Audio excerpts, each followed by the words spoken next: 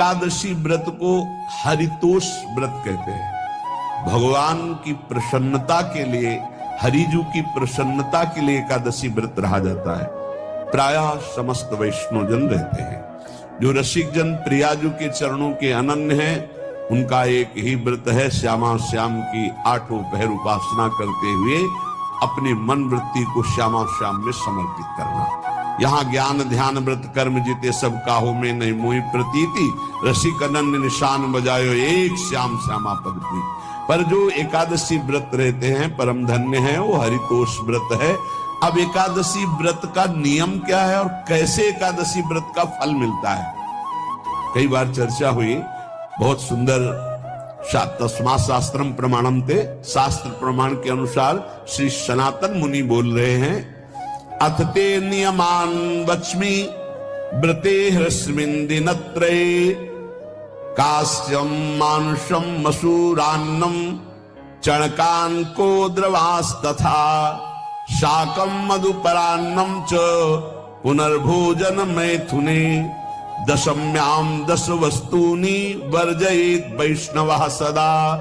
जिसे एकादशी रहनी हो और एकादशी का फल प्राप्त करना हो, उसको ये नियम पालन करना चाहिए। अथ ते नियमान वच्मि व्रते ह्रस्मिन् दिनत्रये, उसको 3 दिन, एक तो दशमी और एक द्वादशी और फिर बीच में एकादशी, उसको 3 दिन संयम में रहना होता है, तब बीच की एकादशी का उसे फल प्राप्त होता है। जिसे एकादशी व्रत रहना हो, उसका नियम है कि दशमी के दिन कांसे के पात्र का त्याग करे। वैष्णव सिद्धांत है कि कभी जिसमें मांस बना उस रसोई का भोजन न ग्रहण करे। मसूर की दाल, चना की दाल, कोदों और कोई भी शाक, शहद, दूसरों का अन्न, दोबारा भोजन और मैथुन, ये दशमी के दिन त्याग दे। एक बार दशमी के दिन भोजन करे 24 घंटे में, क्योंकि एकादशी रहना है।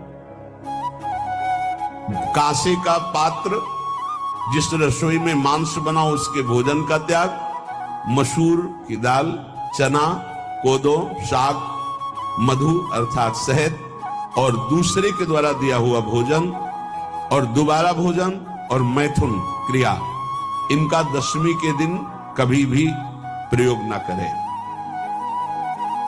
इन 10 वस्तुओं से वैष्णव दूर रहे दशमी के दिन। फिर एकादशी के व्रत में, ये पीछे तो हम वर्णन कर ही चुके हैं, कहीं नहीं आया यहाँ कुटू का कचौड़ी पकौड़ी और सिंघाड़ा का हलवा और सावा, ये दुनिया की खीर और सब। एकादशी के दिन किसी भी तरह की गेम आदि क्रीड़ा ना खेले। जैसे अब आज व्रत है तो बैठे हैं अपना मोबाइल में गेम खेल रहे हैं, ऐसा कोई भी क्रीड़ा नहीं। द्वित क्रीड़ा, किसी भी तरह का गेम, ये सब खेल नहीं। द्वित क्रीड़ाम च निद्राम च तांबूलम दंत धावनम, परापवादम पैशून्यम स्तेयम हिंसाम तथा रतिम, कोपम हृतवाक्यम च एकादश्याम विवर्जयेत। एकादशी के दिन उपासक को चाहिए कि वो किसी भी तरह की क्रीड़ा, मनोरंजन बिल्कुल नहीं। चनिद्राम, नींद नहीं लेनी उसको, न दिन में न रात में। एकादशी व्रत, और प्रायः पुराने महापुरुषों ने ऐसा किया है। रामदास जी डाकोर के रात में जाते थे, रणछोड़ भगवान के यहाँ कीर्तन करते थे जाकर, तभी तो भगवान उनके कीर्तन पर, उनकी भक्ति पर रीझ कर गाड़ी में बैठकर उनके साथ आए थे। पूरी रात जगकर कीर्तन करना, दिन में तो सोना ही निषेध है। द्वित क्रीड़ाम च निद्राम च तांबूलम, पान खाना निषेध है। एकादशी को बिल्कुल नहीं, जो व्रत रह रहे हैं। और दंत धावनम, वृक्ष से तोड़कर जो दतून की जाती एकादशी के दिन है। परापवादम, दूसरे की निंदा करना, चर्चा करना नहीं, अर्थात अधिकतर मौन व्रत धारण करे एकादशी के दिन। पैशून्यम, चुगली करना। स्तेयम, कोई चोरी करना। हिंसाम, वाणी से, शरीर से, मन से किसी को दुख पहुंचाना। रतिम, अर्थात भोग करना, मैथुन करना। कोपम, किसी के ऊपर गुस्सा करना। अनत वाक्यम, झूठ बोलना। एकादश्याम विवर्जयेत, एकादशी के दिन ये नहीं करना चाहिए। एकादशी को एक बार कुछ फलाहार शुद्ध, अगर आपके पास कोई व्यवस्था नहीं तो थोड़ा दूध है, जल है, ऐसे आप लेकर, या थोड़ा सा फल ले लें, थोड़ा सा फल लेकर के प्राण पोषण, एक दिन में मर नहीं जाओगे। कितने तो निर्जला एकादशी रहते हैं, हर एकादशी निर्जला। पूज्य श्री मथुरा दास जी निर्जला ही रहते थे हर एकादशी। चलो भैया, आपकी सामर्थ्य नहीं तो जल 2-4 बार ले लो, एक बार थोड़ा सा दूध और फल ले लो, चल जाएगा काम, प्राणों का पोषण हो जाएगा। ये आचरण न करे और एक बार कुछ आहार ले ले, वो भी शुद्ध भगवद अर्पित प्रसाद। फिर द्वादशी को काश्यम, मांसम, सुराम, छौद्रम, तैलम, वितथ भाषणम, व्यायामम च प्रवासम च पुनर्भोजन मैथुने, अस्पृश्य स्पर्श मासूरे द्वादश्याम द्वादश त्यजेत। कांस के पात्र में द्वादशी को भी भोजन न पावे। जिस रसोई में मांस बनाओ उसमें आहार न ले। किसी भी तरह का नशा द्वादशी को न करे। शहद न पाए, तेल के बने पदार्थ न पाए, मिथ्या भाषण न करे और बहुत शरीर का व्यायाम न करे, बहुत थकावट वाले कार्य न करे। दोबारा भोजन न करे, एक बार द्वादशी को भी भोजन पवित्र। मैथुन न करे, जिसका स्पर्श नहीं किया जाता ऐसे पदार्थों का स्पर्श न करे, और मसूर की दाल न खाए। द्वादशी को जो इन नियमों का पालन करता है, दशमी द्वादशी ऐसे और एकादशी ऐसे, तब उसे एकादशी व्रत का फल प्राप्त होता है। जो इस पद्धति से ये जो मनमानी है सब नहीं, हर पदार्थ मिल जाएगा आपको फलाहार में। हर पदार्थ हमको बताया गया कि आपको जो चाहो सब पदार्थ फलाहार का। अरे भाई, हरितोष व्रत है तो हरि प्रसन्नता के लिए एक दिन भूखे रहने बहुत आनंद आता है। पहले भगवत कृपा से ऐसी गंगा जल पी करके कुछ दिन, फिर कभी कभी निर्जला एकादशी का भी आनंद।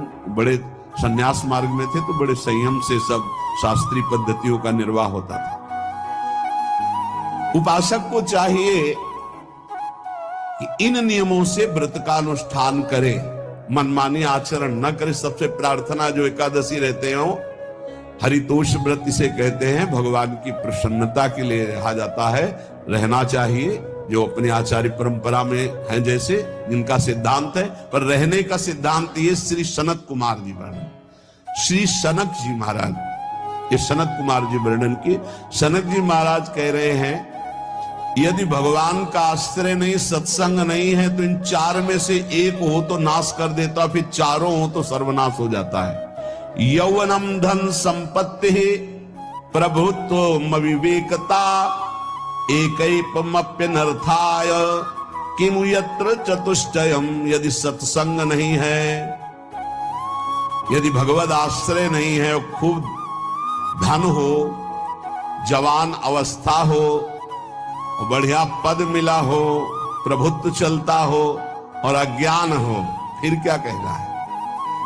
बोले ये चारों जहां मौजूद होते हैं वहां सर्वनाश का खेल शुरू हो जाता है। अगर इनमें से एक हो तो सर्वनाश करने में पर्याप्त है, और अगर चारों हो तो फिर क्या कहना है?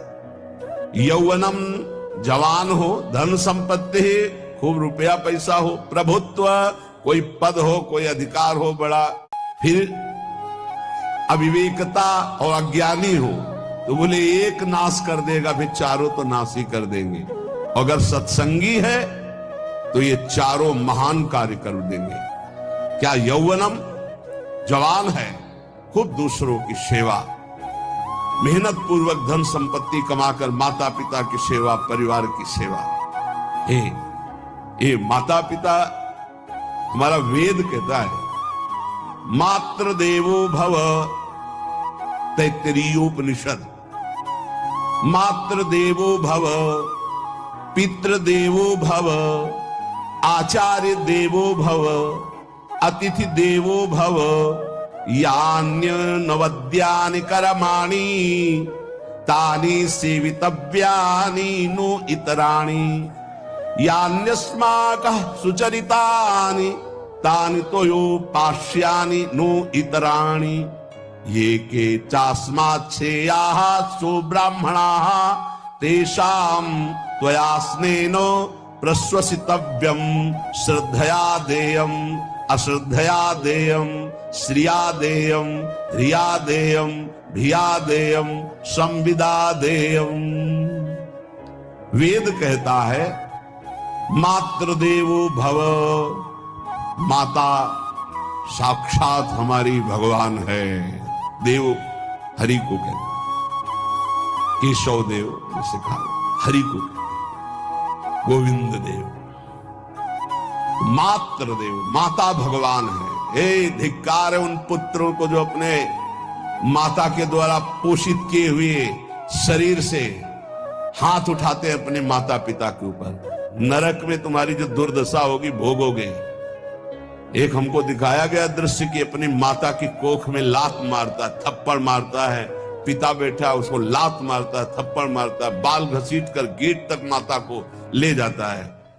अब इनकी जो दुर्दशा होगी ये बोल नहीं पाएंगे, बता नहीं पाएंगे। ऐसी जगह मारा जाता है कि बस तलकते रहो, कुछ कह नहीं सकते, घोर नरकों की प्राप्ति होती। वेद कहता, तैत्तिरीयोपनिषद, मातृ देवो भव, ध्यान से सुन लो, सत्संग है, ये माता साक्षात भगवान है।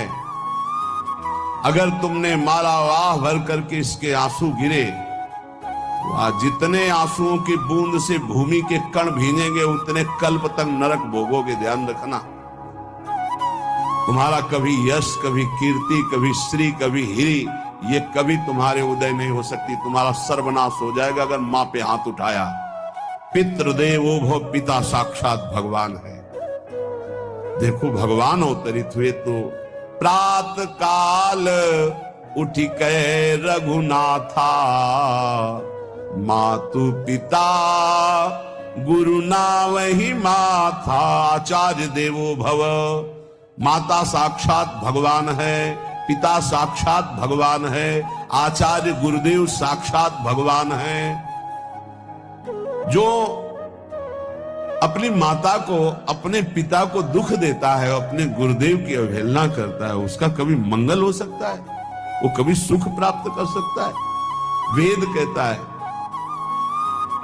जो निर्दोष कर्म करते हुए धन कमाकर, कैसा कर्म?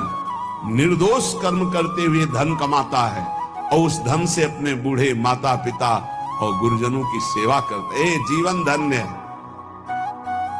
धिक्कार है उस पुत्र को, धिक्कार उस जवानी को, धिक्कार है उस धन को, धिक्कार उस बुद्धि को जिसको ये सब प्राप्त होने पर भी अपने बूढ़े माता पिता को दर दर के भटकने के लिए विवश कर देते हैं, जो अपने बूढ़े माता पिता को कष्ट देते हैं। जहां वेद कह रहा है मातृ देवो भव, पितृ देवो भव, आचार्य देवो भव, अतिथि देवो भव, चारे बातें कही। अतिथि देवो भव, अगर बिना परिचय के कोई आ गया, कह रहा भूखा हूं, भोजन पवा दो, भगवान पधारे हैं, हम कह रहे मत अंदर आने दो, गेट के बाहर पवा दो, तुम्हारा संशय, पर उसे भूखा मत जाने दो। अतिथि देवो भव, जो निर्दोष कर्म करके अर्थ कमाकर अपने माता पिता गुरुजनों की सेवा करता है, उसी का जीवन है। पशुवत आचरण, मनुष्य शरीर प्राप्त करके राक्षस आचरण, राक्षसों की यही पहचान होती है। राधे राधे दोस्तों, आप सभी ने सुना महाराज प्रियवानंद जी ने आप सभी को बताया कि एकादशी व्रत के क्या नियम हैं, कैसे रखना चाहिए। और आप इस तरह की वीडियो देखना चाहते हैं तो हमें कमेंट करके बताएं, तो आपको इस तरह की वीडियो मिलेंगी हमारे चैनल पे। आप कमेंट करके हमें ज़रूर बताएं। राधे राधे दोस्तों।